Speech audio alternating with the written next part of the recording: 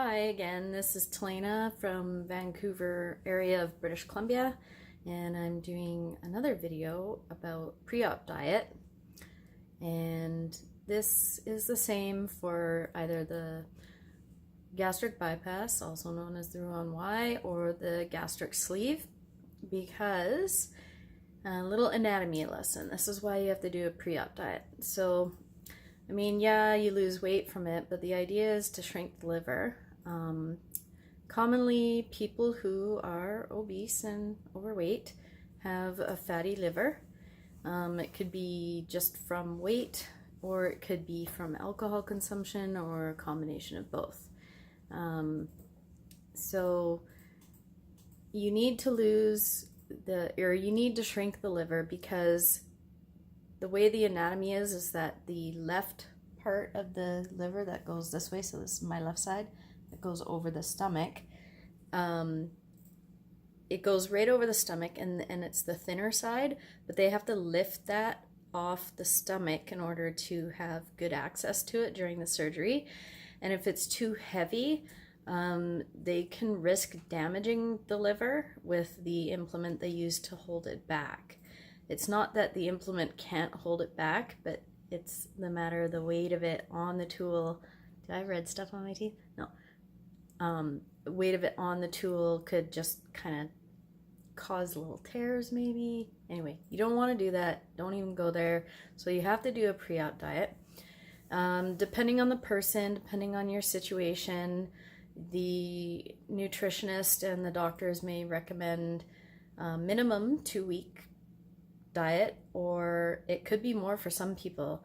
During my orientation session at RMBC, Richmond Metabolic Bariatric Center, I met a fellow who did a presentation who was on it for, I think it was 6 weeks or 8 weeks, but his situation was significantly different than mine. So you can see there's variety there. So they give you an option of what you want to do. I'm just in my kitchen right now. Pretty much everything in here, I have not touched that stove for, other than make some jello, which isn't really on the pre-op diet, but half a pack, I think, what is it, like sugar-free jello. I'll get back to my point in a second. A quarter pouch. There's 4 servings, okay?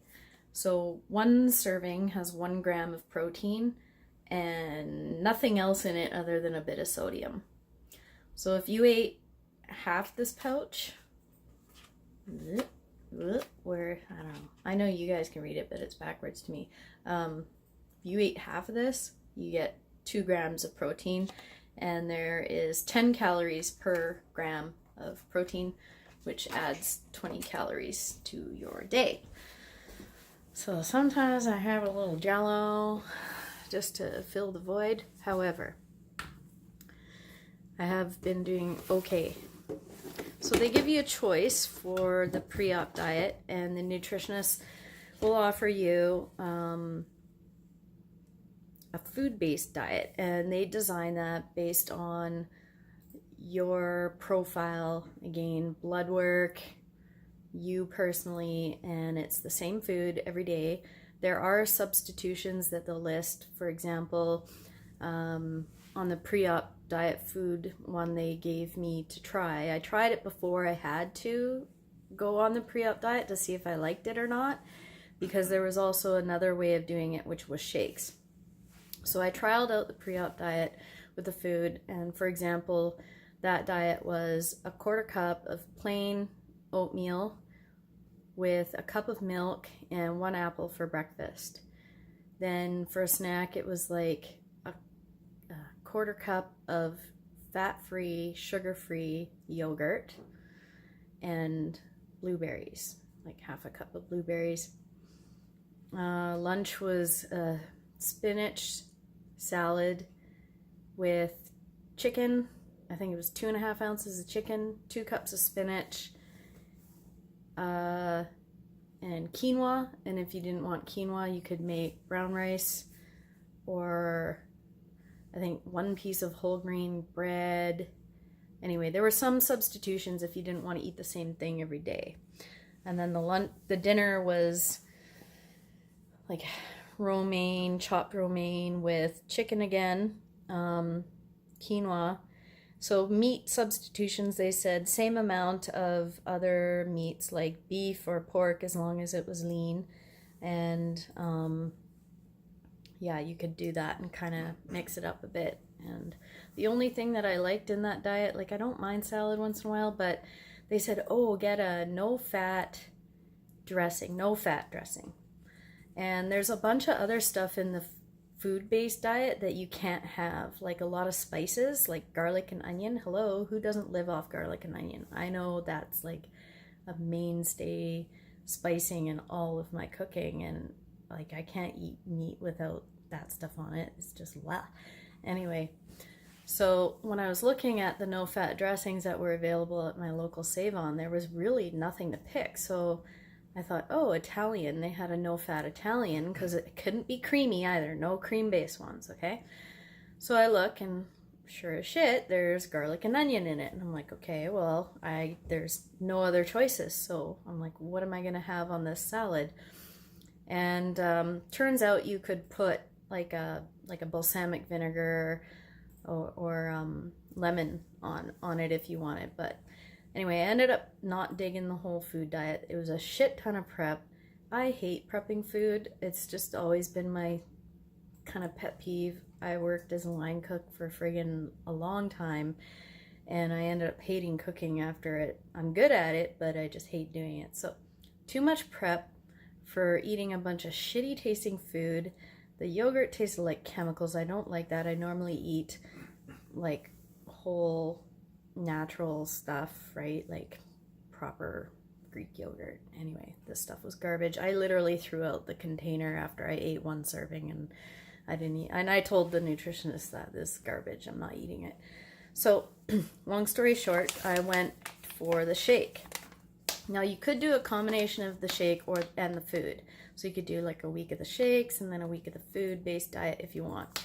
So the shakes are called OptiFast 900, and they give you a special order form at the Richmond Metabolic Center. And basically I just came home, I filled it out, and then I took a photo of it on my phone and emailed it to the email address on the form.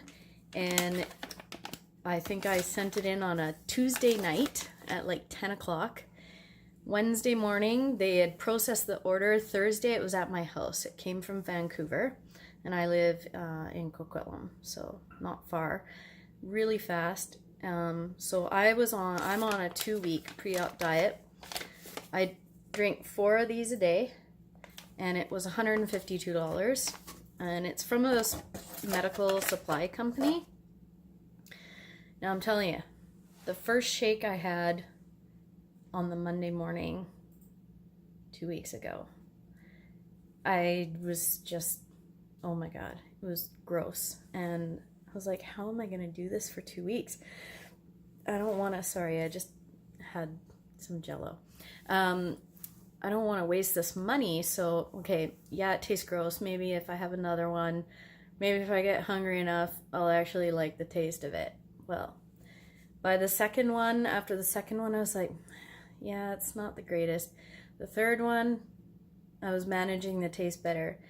The following morning, the Tuesday, they send you for an endoscope, by the way, just to look inside your stomach, make sure everything's good to go. They take a little biopsy to make sure you don't have H. pylori or any bacterias that are weird, because they are cutting it open. They don't want any bacterias leaking into your body. So the next morning, the Tuesday, I went for my endoscope. So I was MPO, meaning can't eat after midnight.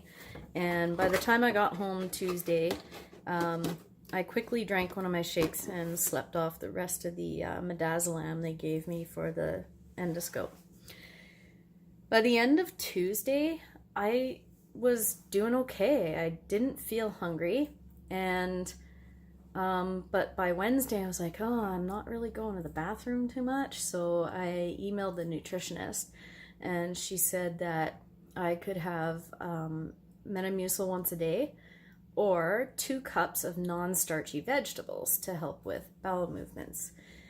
And I was like, okay, well, 2 cups of non-starchy vegetables, that's chewing something, eating, that'll be nice. So I made myself, with lemon or like balsamic vinegar for your dressing, okay?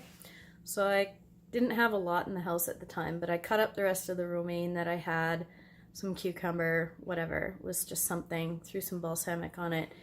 I'll tell you what, I think this was by Thursday she finally got back to me, so I hadn't eaten any food since Sunday, because I started Monday. By Thursday, I ate that. I cannot tell you how hungry I felt after chewing up all that lettuce and the cucumber. I actually felt hungrier after eating that than I had in the previous 4 days. So I decided I'm not eating anymore, because your body actually has a natural reaction. Because I took a bunch of biology for my career. When you chew and swallow food, it stimulates more of your digestive system to work. It really gets things going, and having solid matter in your stomach causes that mechanical action of the stomach to start digesting rather than just drinking a liquid. It doesn't need to do much. So I thought, this isn't gonna work for me, so I've just stuck to the shakes, and honestly, I'm really not that hungry. I'm not hangry. Everyone around me is surprised at how well I'm doing. This is my personal experience. Some of you might be like, hell no, turn into like some freaky Godzilla person that wants to monster mash a city because you're so friggin' hungry. But this is my experience, and I found that just sticking to the OptiFast, I drink 1 glass of Metamucil during the day, so that kind of fills me up a little bit. I drink lots of water. I use, I also went and bought these. Mio is good, and the grape and the fruit punch I like, and then I got this blackberry lemonade. So just sometimes plain water can get boring, so this way I think I'm kind of having something special.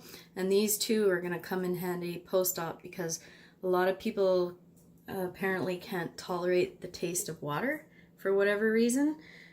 So they say that those are a really nice way to kind of enhance things and make getting your fluids in more tolerable. So that's kind of the pre-op diet, and I finish mine Monday night because this Tuesday is my surgery. I think that's about it. Oh, no vitamins, no supplements during pre-op diet. There's a bunch of stuff that you're not allowed to have during pre-op diet. So literally the only thing I take, other than these shakes and the Metamucil and sometimes some Jello, the water with the Mio, is my daily morning medication, and that's it. And I think in the first 7 days I lost 8 pounds, and it's still coming off. So yeah, that's the pre-op diet. All right, guys.